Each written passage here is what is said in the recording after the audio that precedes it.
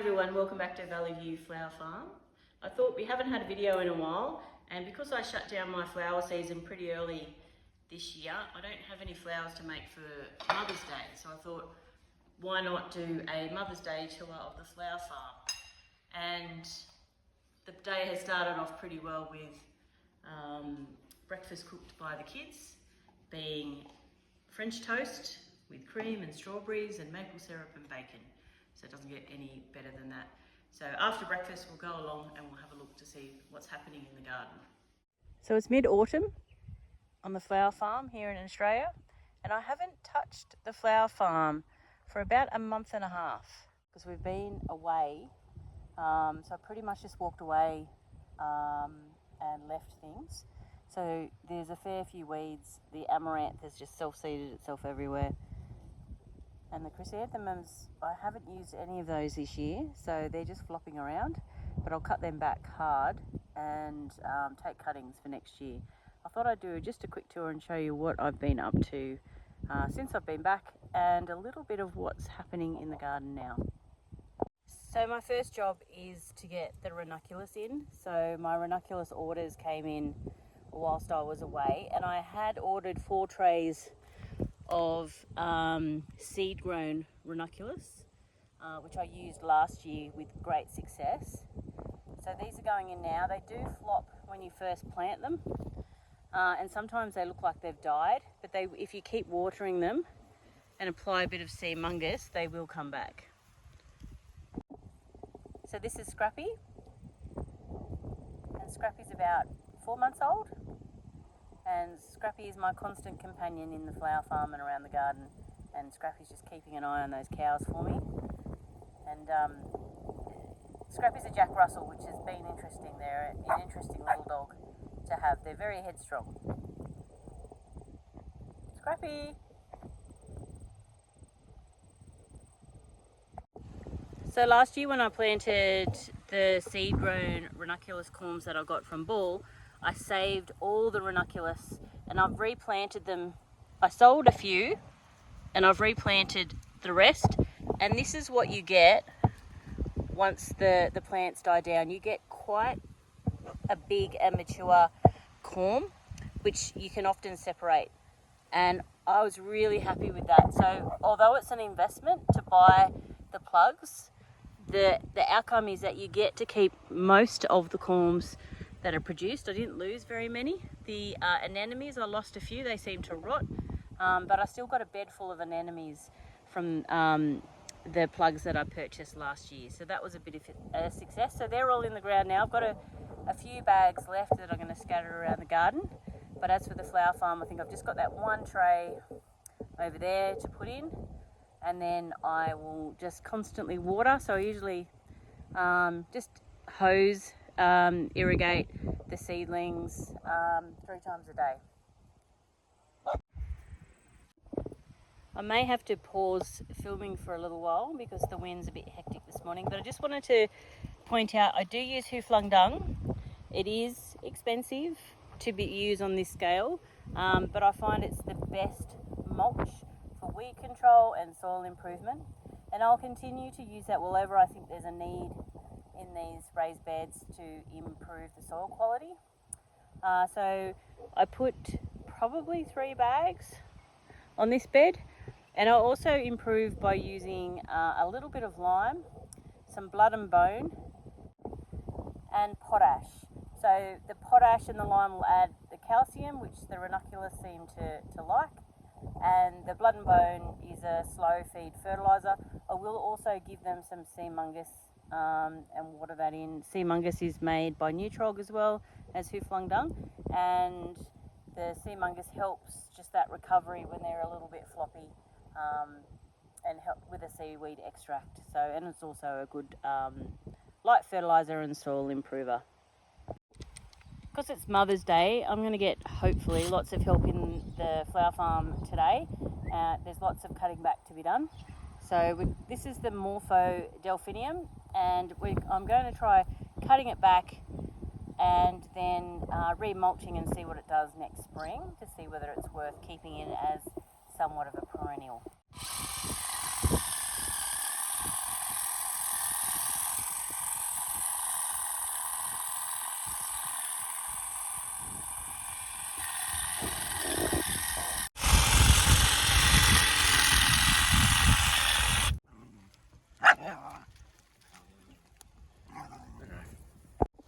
This feverfew is done, so we'll cut this back down fairly hard and hopefully get a second flush next spring. I'll also take some cuttings as well, because feverfew is always not that reliable in coming back after winter. And I might also Chelsea chop some halfway through the growing period, sort of to stagger the flowering of the feverfew, because it tends to flower all at the same time. I'm going to cut a lot of this hardiness netting off. I think you need it for annuals more than you do for perennials, so I'll still use it where I have stock snapdragons and things like that in the garden. But as for perennials, I don't need to use a hardiness netting, and to be honest, it's a pain in the bum. I do find corralling is as good as hardiness netting, especially for larger perennials. So if I need to, I've got plenty of twine there, I'll just do the corralling like I did on the feverfew. So we're back in the patch in the afternoon. The wind's died down a little bit, so I can show you what the patch looks like at the moment. There are a few beds that have been cleaned out and ready to plant into. One of them is this bed. This bed was full of zinnias and it had some perennials in there, which I've since removed and relocated to another part of the garden. And you'll see up the end I have some ranunculus plugs, and I will put some more in there. I've got a whole nother tray to put out. There's some monarda there, which I am going to dig out, and this whole bed will be ranunculus, and that'll be the extent of the ranunculus planting. You can see by the compost heap how much vegetation we've removed so far, and my husband's going to get the bobcat out and just turn all that vegetation over, get the good compost from the bottom, use that in the veggie garden, and then put this fresh stuff back on top. You can see I haven't mown. There's quite a few weeds. Those ones down there, I call them cobbler's pegs, and they're really nasty. They're actually also herbicide resistant, so I probably should have cut them down before they went to flower, but like I said, we've been away, so I haven't had that opportunity. So this section of the flower farm I haven't really touched. I've cleaned a few things out. The straw flowers will all come out. I'll cut what I can for drying, and the rest of the plants I'll pull out. I did overwinter them last year with very little success. They tend to rot more than anything, so they'll be cleaned out. I've got some plants in the greenhouse, some seeds that I've germinated, so I just go along and collect my own seed, because fresh straw flower seed is more viable than the stuff that you generally purchase, and it germinates really well when you just collect it and do it yourself. All the status will come out. I tried keeping status in last year and it wasn't as successful, so I have a lot of status plants at the moment in the greenhouse, so I'll rip all those out and replant. This bed here I need to weed.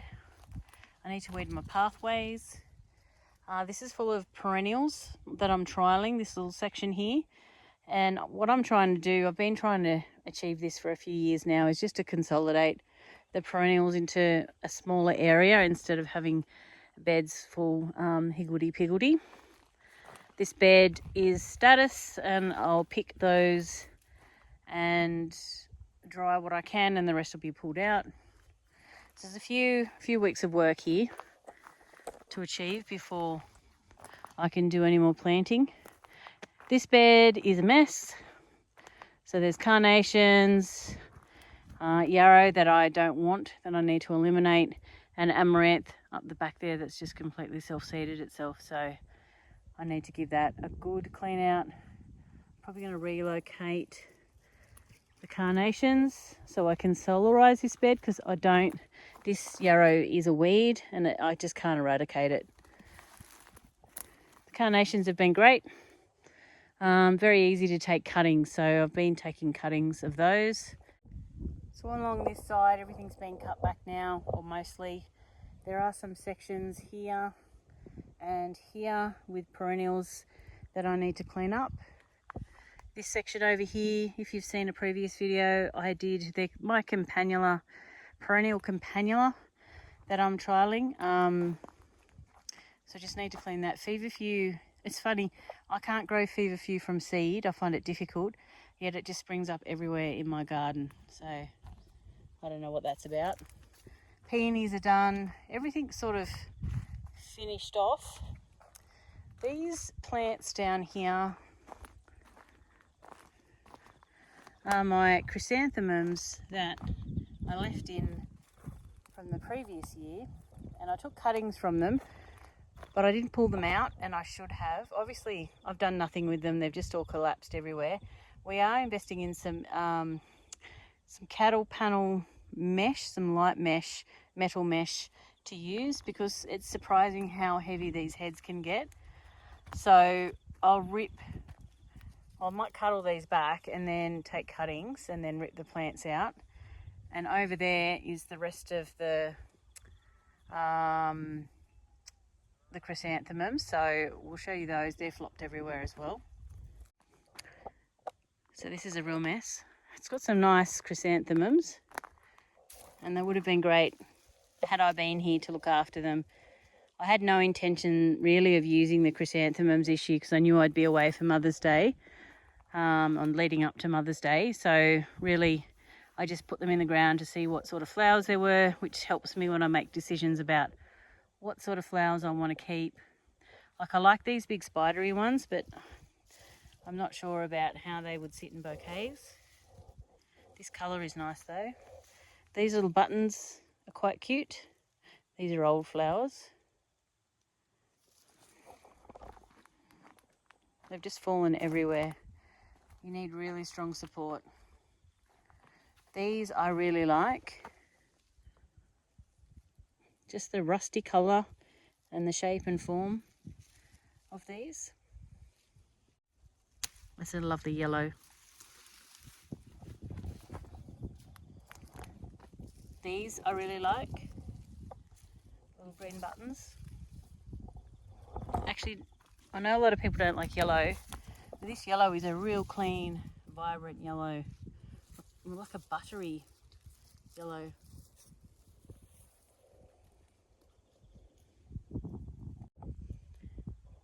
The form of some of these chrysanthemums is nice. This is almost like a pom-pom dahlia. Another really nice, clear, lemony yellow colour. This has got a nice form, a really nice soft tone and texture to this one. Another cute little pom-pom. I like these. These are really cute. These ones are interesting because they've got the different tones of pink and white. There's almost like a margin on the outside of the petal.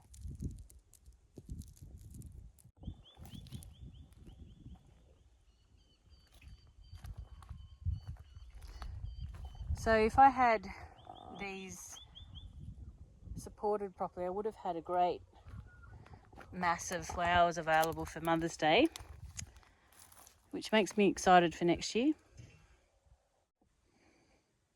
The delphiniums are all done. They need to be cut back down and fertilised and re-mulched. And I'll take root cuttings as well, which is really easy to do and a good way to ensure, because delphiniums are short-lived perennial, root cuttings are a good way, easier anyway than seed. And I've got some more in the greenhouse.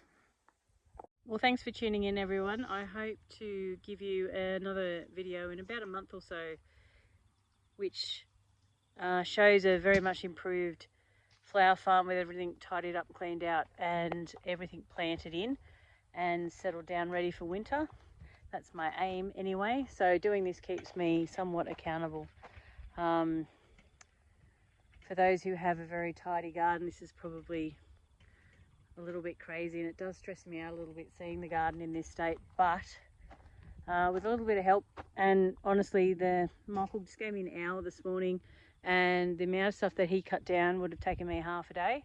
So really happy that we got that done today, and piece by piece I'll get stuff done and everything in the ground. I've got quite a bit in the greenhouse. I'll go show you what's in the greenhouse before I sign off, to show you what I'm planting, and then hopefully in the next video you'll see that in the ground.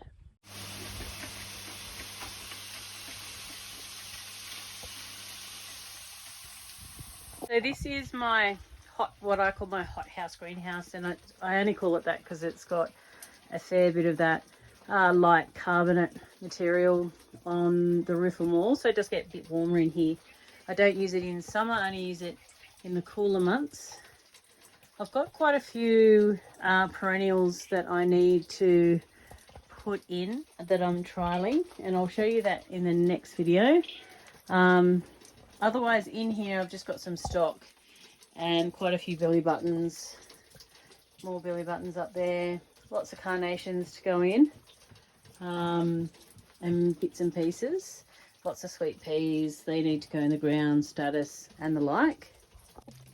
In this greenhouse I've got some sweet williams, still got some other plants and some that I didn't put in, so some lisianthus there, and some chrysanthemums which I'll cut back down again and retake cuttings of, some more stock and some newer seedlings up the top, some weeds, some grass, some onions, so all my onion sets that I'm starting. I do have trouble with some of these trays, the drainage, and I haven't looked at this since I've been back, but the drainage isn't great, and I do use seed raising mix, so obviously some of the seedlings rot. I need to have a look at that as well. Could also be the sprinklers. Sometimes these little micro sprinklers get clogged up a little bit and tend to drip, which makes the water pool. But I mean, overall this is quite effective and it does the job for me, because if they had to rely on me watering things, nothing would ever grow.